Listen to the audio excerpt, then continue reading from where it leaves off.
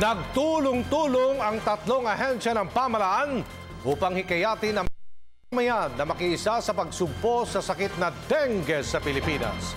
Si Joseph Parafina sa detalye. Dinayo ng tatlong kalihim ng pamahalaan ang lugar ng Marikina. Ito'y para hikayatin ng mamamayan na makiisa kung paano masusugpo ang mapamansalang sakit na dengue sa bansa.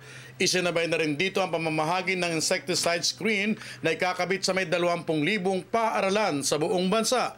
Ayon sa DOH, magtatagumpay lamang ang proyektong ito ng pamahalaan kung ang bawat isa ay makikipagtulungan kasama na ang taong bayan.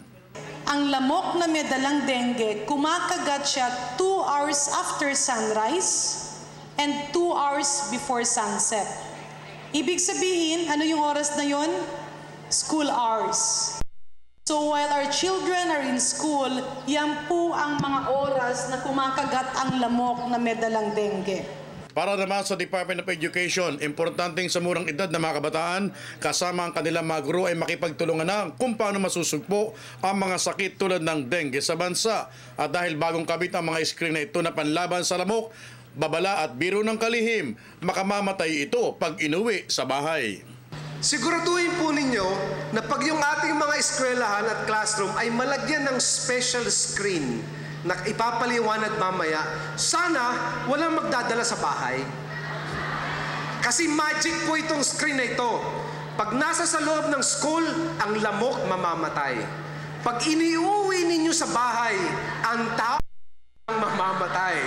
Ayon naman kay Secretary Dinky Suliman, mula November 2 hanggang November 8, ikakasa nila ang isang linggong paglilinis sa buong bansa kasama ang DILG, ang DepEd, DOH at iba pang mga ahensya ng pamahalaan. Siyempre, kasama ang kanyang kagawaran.